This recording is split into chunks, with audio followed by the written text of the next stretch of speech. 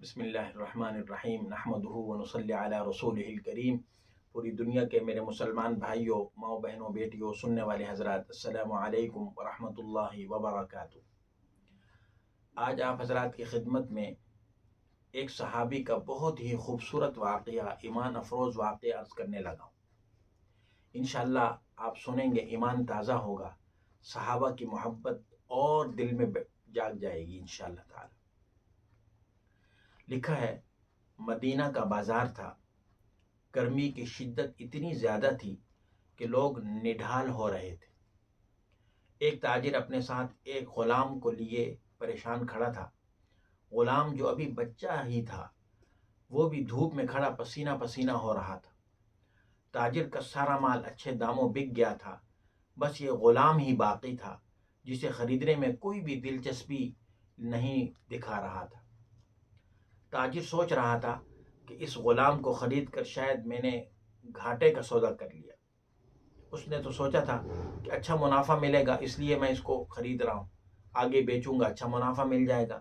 یہاں تو اصل لاگت کا ملنا بھی دشوار ہو رہا تھا۔ اس نے سوچ لیا تھا کہ اب اگر یہ غلام صرف قیمت خرید پر بھی بکا تو وہ اسے فوراً بیچ دے گا۔ مدینہ منورہ کی ایک لڑکی کی اس غلام پر نظر پڑی۔ اس نے تاجر سے پوچھا، یہ غلام کتنے کا بیچو گے؟ تاجر نے کہا، میں نے اتنے میں لیا ہے اور اتنے کا ہی تمہیں دے دوں گا۔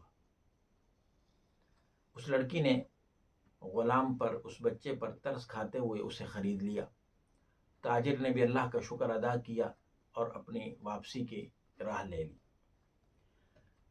مکہ مکرمہ سے حضرت ابو حذیفہ رضی اللہ تعالیٰ مدینہ منورہ آئے تو انہیں بھی اس لڑکی کا قصہ معلوم ہوا۔ لڑکی کی رحم دلی سے متاثر ہو کر انہوں نے اس کے لیے نکاح کا پیغام بھیجا، جو اس لڑکی نے قبول کر لیا۔ یوں واپسی پر وہ لڑکی، جس کا نام سبیتا بنت یعار تھا، ان کی بیوی بن کر ان کے ہمراہ تھی، اور وہ غلام بھی مالکن کے ساتھ مکہ پہنچ گیا۔ ابو حذیفہ رضی اللہ تعالیٰ عنہ مکہ آ کر اپنے پرانے دوست حضرت عثمان بن عفان رضی اللہ تعالیٰ عنہ سے ملے تو انہیں کچھ بدلہ ہوا پایا۔ دیکھیں، میں نے ابو حذیفہ کے ساتھ رضی اللہ تعالیٰ عنہ کہہ دیا کہ ابھی تک ابو حذیفہ مسلمان نہیں ہوئے تھے، لیکن چونکہ میں اس وقت آپ کو سنا رہا ہوں تو وہ تو صحابی تھے، اس لیے میں نے ان کے ساتھ رضی اللہ تعالیٰ عنہ کہہ دیا۔ اب میں یہ بات عرض کرنے لگا ہوں کہ ابو حذیفہ اپنے دوست پرانے دوست حضرت عثمان ابن عفان رضی اللہ تعالیٰ عنہ سے ملے تو انہیں کچھ بدلہ ہوا پایا اور ان کے رویے میں سرد مہری محسوس کی۔ انہوں نے اپنے دوست سے پوچھا، استفسار کیا کہ عثمان، یہ سرد مہری کیوں ہے؟ تو عثمان ابن عفان رضی اللہ تعالیٰ عنہ نے جواب دیا کہ میں نے اسلام قبول کر لیا اور تم ابھی تک مسلمان نہیں ہوئے، تو تمہاری دوستی کیسے چل سکتی ہے؟ یہاں ہمیں سبق دیا جا رہا ہے،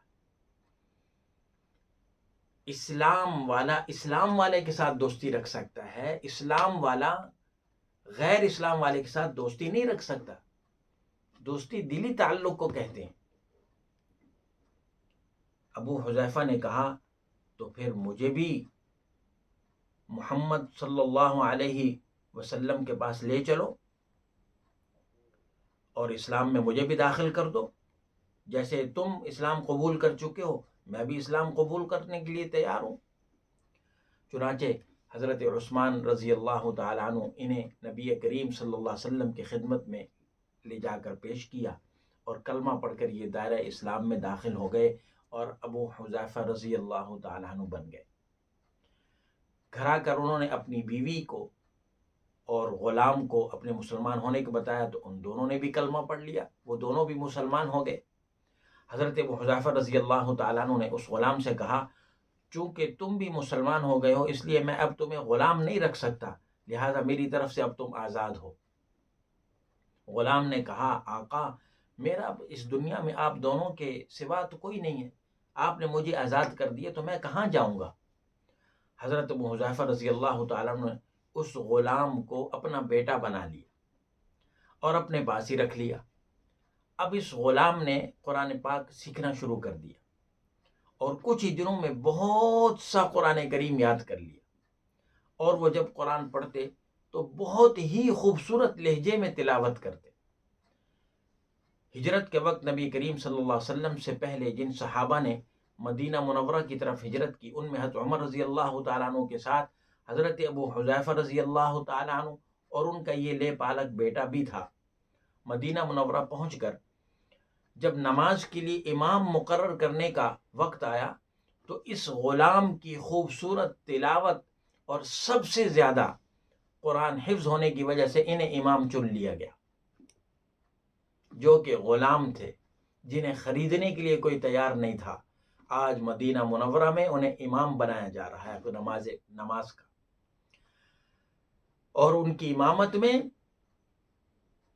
دوسرے خلیفہ ثانی مراد رسول حضرت عمر ابن خطاب رضی اللہ تعالیٰ عنہ جیسے جلیل القدر صحابی بھی نماز ادا کرتے تھے، جو دنیا میں نبی پاک صلی اللہ علیہ وسلم کی موجودگی میں زبان مبارک سے جو بات ارشاد فرمایا کرتے تھے، اللہ پاک قرآن کریم بنا کر آسمان سے وہ نازل کر دیا کرتے تھے۔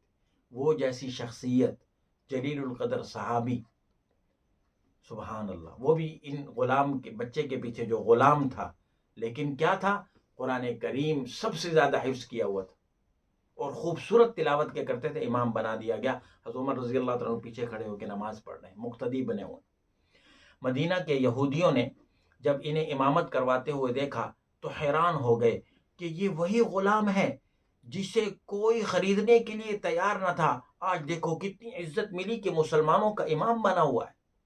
اللہ پاک نے انہیں خوشگلو اس قدر بنایا تھا کہ جب آیات قرآنی تلاوت فرماتے تھے تو لوگوں پر ایک محویت طاری ہو جاتی تھی اور راہگیر ٹھٹک کر سننے لگتے تھے، خاموش ہو کر رک کر سنتے تھے کہ کیسا قرآن مجید پڑھا جا رہا ہے۔ ایک دفعہ ام المومنین حضرت عائشہ رضی اللہ تعالی عنہا کو رسول اللہ صلی اللہ علیہ وسلم کے پاس حاضر ہونے میں دیر ہوئی۔ آپ صلی اللہ علیہ وسلم نے توقف کی وجہ پوچھی کہ کہاں چلی گئی تھی، دیر سے کیوں آئیں؟ تو بولی ایک قاری قرآن تلاوت کر رہا تھا، اس کے سننے میں دیر ہو گئی، اور خوش الحانی کی اس قدر تعریف کی کہ سید الاولین والآخرین، محبوب رب العالمین، حضرت رسول کریم، خاتم المرسلین، خاتم النبیین صلی اللہ علیہ وسلم خود اپنی چادر مبارک سنبھالے ہوئے باہر تشریف لائے، دیکھا تو وہ بیٹھے تلاوت کر رہے ہیں۔ آپ صلی اللہ علیہ وسلم نے خوش ہو کر فرمایا، اللہ پاک کا شکر ہے کہ اس نے تمہارے جیسے شخص کو میری امت میں بنایا ہے۔ کیا آپ جانتے ہیں کہ یہ خوش قسمت صحابی کون تھے؟ ان کا نام حضرت سالم رضی اللہ تعالی عنہ تھا، جو سالم مولا ابو حذیفہ کے نام سے مشہور تھے، اور حدیثوں میں ان کا تذکرہ ہے۔ انہوں نے جنگ موطا میں جام شہادت نوش فرمایا، اللہ کی کروڑ رحمتیں ہوں ان پر۔ تو یہ صحابی رسول کا خوبصورت واقعہ کہ قرآن کریم کی حفظ کی اور خوش الحانی کی برکت سے حضرت عمر رضی اللہ عنہ جیسے صحابی بھی پیچھے کھڑے ہو کے مقتدی بن رہے ہیں، اور اللہ نے ان کو امام بنایا، اور نبی پاک صلی اللہ علیہ وسلم بھی ان پر خوش ہو رہے ہیں کہ اللہ تعالیٰ کا شکر ہے کہ اس نے تمہارے جیسے شخص کو میری امت میں بنایا۔ سبحان اللہ۔ اللہ پاک صحابہ کرام رضوان اللہ علیہ اجمعین کی سچی اتباع نصیب فرما دے، محبت نصیب فرما دے۔ السلام علیکم ورحمۃ اللہ وبرکاتہ۔